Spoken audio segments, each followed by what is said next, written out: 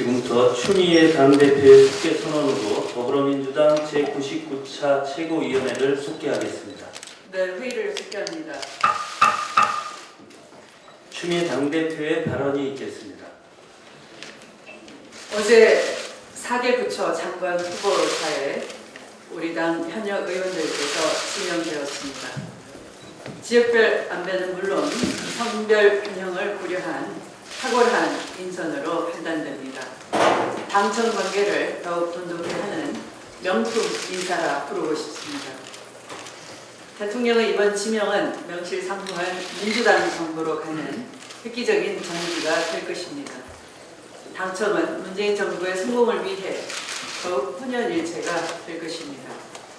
정당 책임 전치를 구현하고자 하는 문재인 대통령의 의지를 다시 한번 확인하고 더불어민주당은 국정 운영의 성공을 위해 강력히 뒷받침해 나가겠습니다.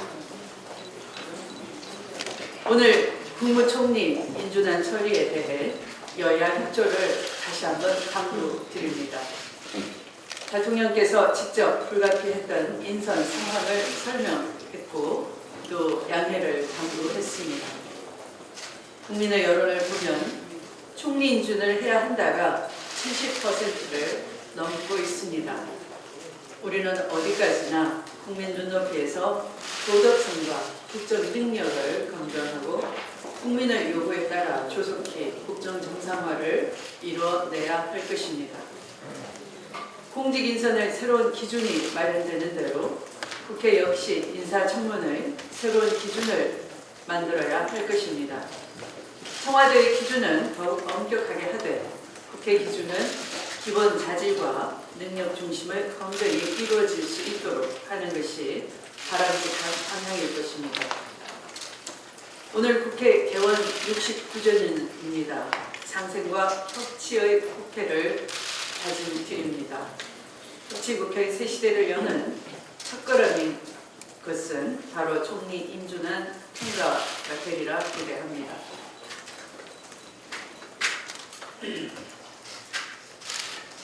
이럴 수가 있는 건지 이래도 되는 건지 하는 자괴감이 있습니다. 바로 4기의 사드가 몰래 반입된 혐의에 대해 정부의 철저한 진상조사를 촉구하며 어떻게 해서 대선 직전에 국민 몰래 무려 4기의 사드가 몰래 들어올 수 있었는지 정말 경악스럽습니다. 무신분립입니다. 안보 역량의 핵심은 정부에 대한 국민의 신뢰로부터 나와야 하는 것입니다. 신뢰가 없다면 천문학적 군사비를 들인다 한들 제대로 된 안보라 할 수가 없을 것입니다.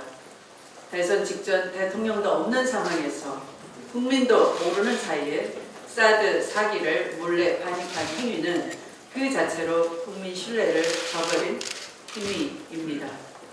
정부는 철저한 진상규명과 경위 파악, 책임자를 밝혀야 할 것입니다. 더 놀라운 것은 국방부가 이런 사실들을 자의적인지 고의적인지 모르겠지만 새 정부에 제대로 보고조차 하지 않았다는 것입니다. 시작도 몰래, 과정도 몰래, 보고도 하지 않는 이런 속임수 국방부에 대해서 국민은 실망하지 않을 수가 없습니다. 국방부가 보고를 했냐 안 했냐 본질을 흐리는 진실 게임을 할 때가 아닌 것입니다. 민주당은 이번 일을 계기로 해이해진 군 기강과 준비 태세를 면밀히 점검할 것을 촉구합니다. 아울러 우리 정부의 국제 신인도에도 영향을 미칠 중대 사안에 대해 지체 없이 신속하게 공개를 결정한 문재인 대통령의 결단을 높이 평가합니다. 황교안 전 총리에 대한 불편한 의혹들이 계속 불거지고 있습니다. 황 전 총리는 대통령 대행 시절 5개월 동안 무려 35억에 달하는 특수 활동비를 어디에 썼는지 조속히 밝혀야 할 것입니다. 누가 보더라도 대선 행보를 하던 상황에서 본인을 위한 사전 선거 운동 비용으로 쓴 것인지 아니면 주인 없는 청와대 직원들의 도덕적 해이인 것인지 낱낱이 밝혀야 할 것입니다. 게다가 황 전 총리는 법무부 장관 당시 세월호 수사를 노골적으로 방해해 놓았다는 의혹까지 제기되어 있는 상태입니다. 황교안 전 총리는 본인에게 제기된 의혹들에 대해 지금이라도 소상히 국민 앞에 밝히고 응분의 책임을 져야 할 것입니다. 말씀을 마치겠습니다. 네, 다음은 우원식 원내대표의 발언이 있겠습니다. 어제 20대 국회 개원 1주년이었습니다. 1년 전 국민 앞에 우리가 약속했던 대한민국의 안정적인 발전에 노력한다는 약속을 지키기 위해서라도 국무총리 임명동의안 처리가 되어야 합니다. 오늘이 여야가 약속한 국무총리 후보자 임명동의안 처리 마지막 날입니다. 총리 후보자 내정부터 인사청문회를 거쳐 오늘에 이르기까지 민주당과 문재인 정부는 새 정부 성공의 첫 단추를 잘 깨어야 한다는 절박함과 여야 협치를 통해 한 단계 우리 사회를 더 진화시켜야 한다는 각오로 임해왔습니다. 저와 우리 당의 원내대표단은 오늘 아침 최고위 회의 직전까지 야당 의원님들께 전화도 드리고 있는 곳을 찾아뵙기도 하였습니다. 오랜 국정 공백을 메워 국민의 불안감을 덜어드리고 하루빨리 민생을 살리는데 매진해야 한다는 데 많은 야당 의원님들이 동의해 주셨습니다. 오늘 중으로 국무총리 청문안 본회의 처리에 마지막까지 만전을 기하겠습니다. 아직 입장을 정하지 못한 자유한국당에도 한 말씀 드립니다. 자유한국당이 여당 시절 황교안 당시 국무총리 후보자 인사청문 과정을 복귀해 주셨으면 합니다. 제가 마침 야당 청문 특위 간사 역할을 했던 그 청문회입니다. 황 후보자는 경영 면제, 로펌 고액 자문료 수령 등등의 여러 가지 숱한 의혹이 있었습니다. 그럼에도 불구하고 당시 더불어민주당은 본회의 표결 처리에 임했습니다. 역지사지의 마음으로 찬반을 불문하고 협치의 모습을 완성시켜가기 위해 자유한국당의 본회의 참석과 표결 동참을 호소드립니다. 문재인 정부가 아닌 제대로 된 협치를 바라는 국민의 간절함에 답해 주시기를 부탁드립니다. 오늘 아침 추경 예산 당정 협의가 있었습니다. 공공부문 일자리 창출과 일자리 격차 해소를 위해 추경 편성이 불가피하다는 점을 당정청이 거듭 확인했고 정부가 편성한 추경안에 대한 개발적인 검토와 논의가 있었습니다. 이번 추경은 일자리 마중물 추경입니다. 4대강 사업처럼 불필요한 토목공사로 혈세를 낭비하는 추경이 아니라 공공부문부터 든든한 일자리를 만들고 이를 민간 영역으로 확산해서 전체 소비 여력을 살려주는 사람 중심 경제로의 전환, 새로운 성장 동력의 창출의 계기가 될 것입니다. 추경안 편성 과정에서 재정 부담도 최소화했습니다. 이와 관련해서 어제 기재부가 지난해 세계잉여금 가운데 국채 상환을 하고 남은 돈 1조 1천억 원과 올해 예상 추가 세수를 추경으로 활용하겠다고 밝혔습니다. 이는 최대한 국가 재정에 무리를 주지 않는 선에서 합리적이고 효율적으로 추경을 편성하겠다는 정부의 의지가 반영된 것이라 평가합니다. 앞으로도 추경과 관련해서 야당이 우려하는 부분에 대해서는 정부와 당이 발벗고 나서서 하나하나 꼼꼼히 챙기겠습니다. 오늘부터 본격적인 추경안 논의를 시작해서 22일 예정된 기간 내에 처리할 수 있도록 만전의 노력을 다하겠습니다. 아무리 좋은 약도 제때 쓰지 않으면 무용지물입니다. 일자리 만들기마저 여야가 대립하고 부딪혀서 시기를 놓친다면 추경안 편성의 의미는 퇴색될 뿐 아니라 이런 일자리 창출과 민생의 회복을 바라는 국민도 크게 실망하실 것입니다. 일자리 문제와 민생에 관한 여야가 따로 있을 수 없습니다. 저희도 단단히 준비해서 야당과 함께 정해진 기한 내에 처리할 수 있도록 최선의 노력을 다하겠습니다. 이상입니다. 다음은 김영주 최고위원의 발언이 있겠습니다.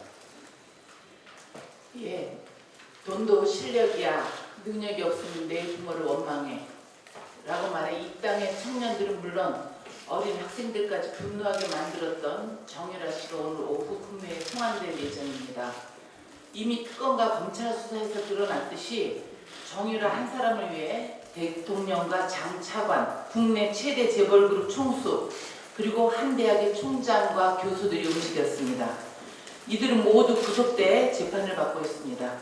정유라의 특혜와 불법 행위를 막으려던 문체부 공무원들은 대통령에게 나쁜 사람으로 쫓겨났고 부정 입학과 학사 특혜에 분노한 이화여대 학생들은 큰 상처를 받았습니다. 우리 국민 모두가 분노하고 이게 나라냐라고 외치셨습니다. 국민들께서. 대한민국, 아니 전 세계 역사상 이처럼 엄청난 특혜와 불법의 수혜자를 찾기 어려울 정도입니다. 그러나 어둠은 빛을 이길 수 없습니다. 불의가 정의를 이길 수 없습니다. 마침 오늘 정유라 부정입학 등에 연루된 이화여대 전 총장과 교수들에 대한 결심 공판이 열릴 예정입니다. 박근혜 최순실 국정농단의 최대 수혜자 중 한 사람인 정유라 씨가 송환되면 검찰은 철저한 수사를 통해 범죄 혐의가 소명될 경우 합당한 조치를 취해야 할 것입니다. 대한민국에서 결국은 정의가 승리한다는 사실을 확인할 수 있게 되기를 기대합니다. 정의가 승리하는 대한민국을 위해 또 한 가지 밝혀야 할 사실이 있습니다.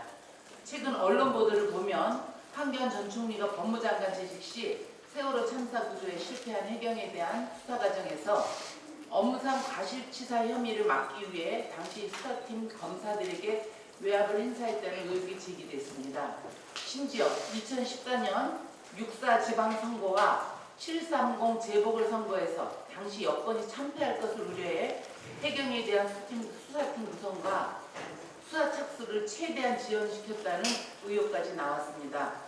모두 당시 검찰 관계자들 입에서 나온 말입니다. 이에 대해 어제 황교안 전 총리는 사실 무근이라고 주장했습니다. 이제 이 문제도 검찰의 철저한 수사를 통해 밝혀질 수밖에 없게 됐습니다. 의혹이 사실이라면 황교안 전 총리는 검찰청법을 위반하고 수사를 방해한 중대한 범죄를 저지른 것입니다. 검찰은 자구우면하지 말고 지위고하를 막론한 공정하고 엄정한 수사를 통해 실체적 진실을 밝혀야 할 것입니다. 이상입니다. 다음은 전해철 최고위원의 발언이 있겠습니다. 예, 세월호 수사 관련해서 추가로 한두 가지 말씀을 드리겠습니다. 이미 김현지 최고 이야기하신 대로 황교안 전 총리가 법무부 장관 재직 당시 세월호 수사에 압력을 가했다 그런 의혹을 지난 3년간 계속적으로 제기를 했었는데 이제 이를 뒷받침하는 사실이라는 것을 뒷받침하는 증언들이 나오고 있습니다. 가장 크게는 세월호 참사 당시 구조 의무를 방기한 해경 123 정장에게 청구될 구속영장에 업무상 과실치사 혐의를 제외하도록 했다는 것입니다. 그리고 그 제외한 이유는 수사팀 구성과 수사 착수를 고의로 지연시켜서 국가의 책임을 좀 더 회피하자라는 것입니다. 지난 정부에서 세월호 1기 특조위 활동은 정상적으로 전혀 진행되지 못했습니다. 특히 법에 규정되어 있는 이런 의혹을 밝힐 특검조차 실시되지 못했습니다. 검찰은 지금이라도 제기된 의혹을 철저히 수사하여 세월호 수사 외압의 진실을 국민들에게 밝혀야 할 것입니다. 특히 당시 구속영장 기각문 등의 수사 기록과 공판 기록만 보더라도 어떻게 적용 법조가 바뀌었는지 누락되었는지를 명백히 밝힐 수가 있습니다. 또한 해경 본청을 압수수색하고 있던 광주지검 수사팀에 직접 전화를 걸었던 우병우 전 수석에 대한 재수사 역시 반드시 다시 이루어져야 할 것입니다. 새로운 대한민국으로 가기 위해서 지난 적폐는 반드시 해소되어야 합니다. 세월호에 관련된 진실은 아직도 정확히 규명되지 못하고 있습니다. 이를 규명해야 할 제2기 특조위에 관련된 법안은 신속 처리 안건으로 국회에 계류되어 있습니다. 더 이상 국회는 그 시한을 기다릴 것이 아니고 이번 6월 임시국회에서라도 여야가 반드시 법안을 통과하여 2기 특조위 활동을 정상적으로 재개하도록 해야 할 것입니다. 이상입니다.